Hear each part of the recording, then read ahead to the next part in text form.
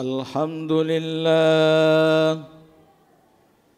الحمد لله الذي خلق الإنسان وعلمه البيان وشرف عباده بفضيلة يوم الجمعة. أشهد أن لا إله إلا الله وحده لا شريك له وأشهد أن محمدًا عبده ورسوله. اللهم صل وسلم وبارك على سيدنا محمد وعلى آله وأصحابه أجمعين. أما بعد فيا أيها الناس أوصيكم ونفسي بتقوى الله فقد فاز المتقون. فقال في كتابه الكريم: أعوذ بالله من الشيطان الرجيم. بسم الله الرحمن الرحيم.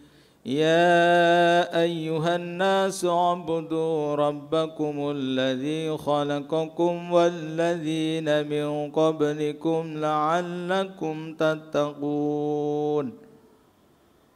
Sadaqallahul azim.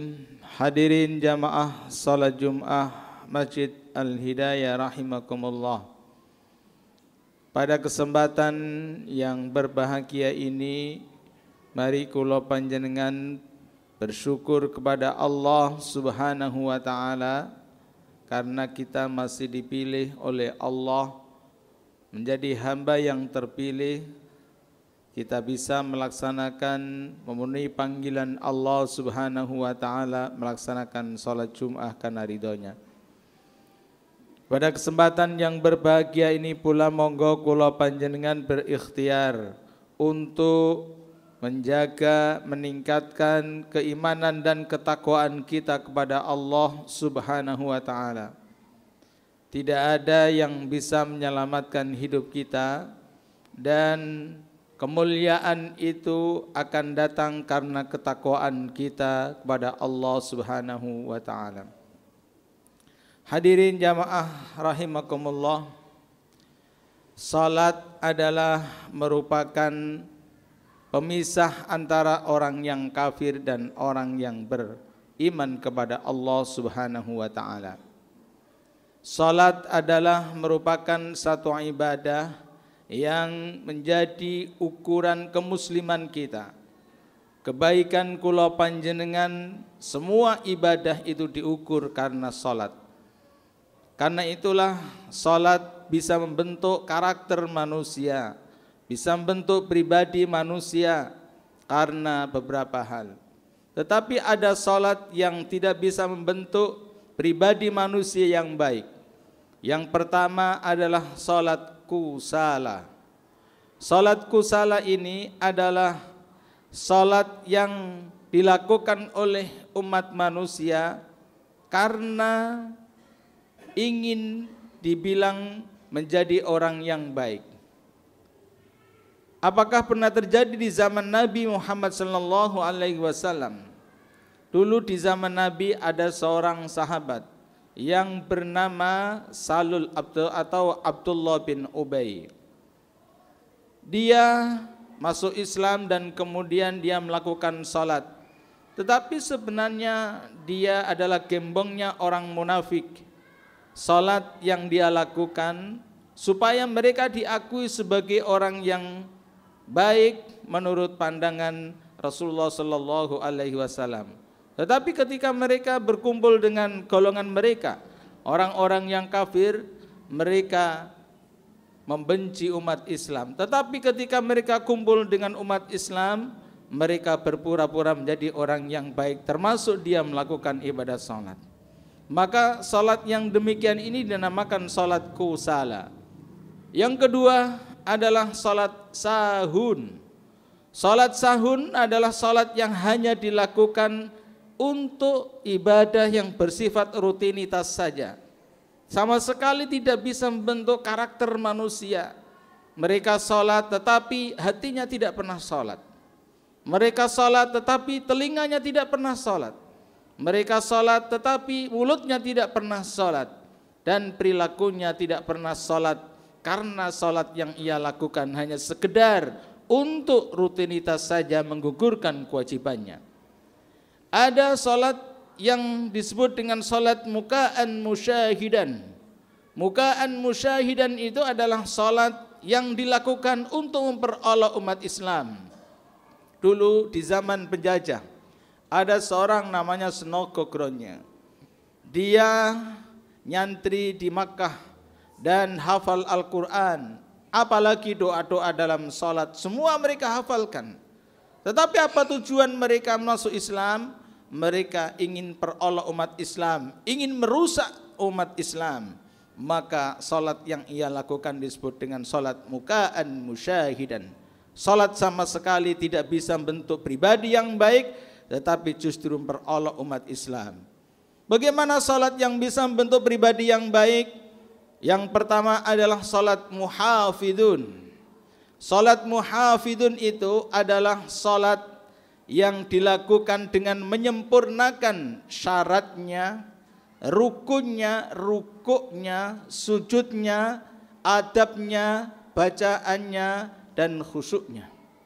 Dalam tafsir Sofatut Tafasir, yang disebut dengan yuqimus shalah itu adalah al-itmamu fi syurutiha wa arkaniha wa adabiha wa tilawatiha wa ruku'iha wa sujudiha wa khusyu'iha.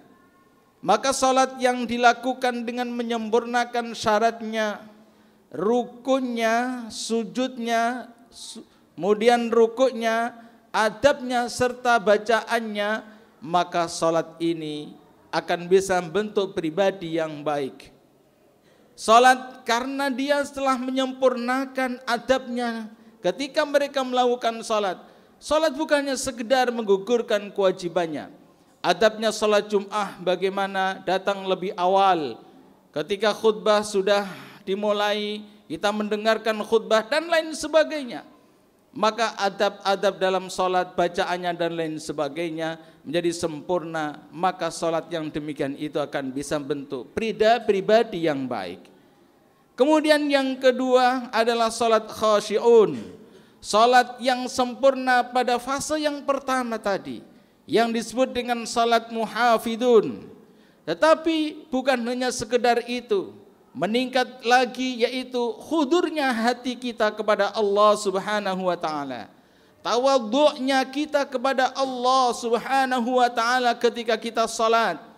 Maka salat yang kalau hati kita bisa hudur kepada Allah, bisa khudu' kepada Allah Subhanahu wa taala, adalah salat yang dilakukan tepat pada waktunya. Kita hadir sebelum salat dimulai, hati kita sudah hudurkan kepada Allah Subhanahu wa taala. Ketika kula panjenengan hadir salat hanya sekedar untuk hadir melaksanakan salat, saya yakin bahwa salat yang semacam itu tidak akan bisa khusyuk. Saya yakin bahwa salat yang demikian itu tidak akan bisa membentuk pribadi yang baik. Maka salat yang bisa membentuk pribadi yang baik ketika kula panjenengan bisa menghudurkan hati kita kepada Allah Subhanahu wa taala. Baik jiwarih kita, fisik kita menghadirkan diri kepada Allah Subhanahu wa taala, maka insya Allah mata kita juga akan ikut salat, telinga kita juga akan ikut salat, pikiran kita juga akan ikut salat. Semua apa yang ada yang menempel pada tubuh kita, semuanya akan melakukan perilaku yang salat. Kemudian yang ketiga, salat yang bisa membentuk pribadi yang baik adalah salat yang daimun. Salat daimun itu adalah salat yang bisa mengikuti atau melampaui fase yang pertama, yaitu salat yang muhafidun. Yang kedua, salat yang khasyi'un. Maka aplikasi dalam kehidupan sehari-hari dia wujudkan nilai-nilai salatnya. Pikirannya terjaga, senantiasa berpikir dan berorientasi dalam berpikir hal-hal yang positif, hal-hal yang baik. tidak pernah berpikir yang merugikan umat manusia. Ketika mereka sudah sholat, mulutnya akan terjaga, bertutur kata dengan siapapun dengan tutur kata yang baik, dalam berkeluarga dengan suaminya, dengan istrinya, dengan anak-anaknya, dengan tetangganya, dengan siapapun, mulutnya senantiasa dia jaga, berucap dengan kalimat-kalimat yang bermanfaat, yang bermaslahah. Karena memandang tidak perlu berbicara yang tidak perlu, yang tidak sesuai dengan syariat agama. Karakter yang sudah demikian itu terbentuk melalui salatnya. Mendengarkan sesuatu, senantiasa telinga digunakan untuk mendengarkan yang baik, terbentuk dari salatnya. Ketika diajak melakukan pendengaran yang tidak baik, telinga tidak merasa kuat karena fitnah dan lain sebagainya. Maka ketika telinga kita masih mau mendengarkan hal-hal yang tidak baik, berarti salat kita masih belum mencapai pada daimun. Tangan kita senantiasa ringan untuk membantu orang lain karena sudah terbentuk dengan salatnya. Kalau tangan kita masih berat untuk menolong orang lain, ketika kula panjenengan memiliki harta, memiliki rizki, kemudian tangan kita masih berat untuk membantu orang lain, berarti salat masih belum bisa membentuk pribadi yang baik. Karena itulah pribadi yang baik bisa dibentuk karena salat kita yang kita lakukan dengan daimun, yang sempurna pada fase yang muhafidun dan salat yang khasyiun. Kaki kita, semua organ tubuh kita, hati kita, maka semua bisa terbentuk dengan salat yang daimun, salat yang benar-benar kita lakukan dengan fase yang pertama dan yang kedua, sehingga kula panjenengan benar-benar menjadi muslim yang baik karena terbentuk dengan salat.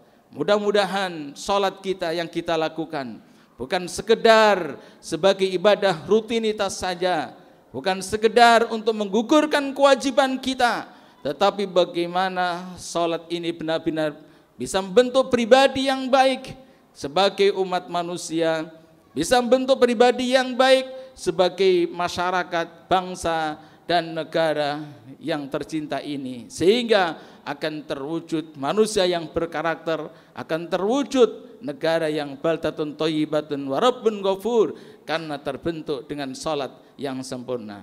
Hadirin jamaah yang berbahagia, kesempurnaan salat kita akan bisa kita lakukan dengan baik manakala kita mau belajar ilmu, belajar dengan guru kita, belajar dengan kiai kita. Sepanjang kita tidak akan mau belajar, maka sulit rasanya kita bisa mencapai salat yang baik. Paling tidak salat kita akan bisa sempurna, syarat rukun dan lain sebagainya, sehingga salat kita benar-benar akan bisa membentuk pribadi yang baik. Hadirin, demikian khutbah yang dapat saya sampaikan. Mudah-mudahan ada manfaatnya dan hikmahnya untuk kita semua.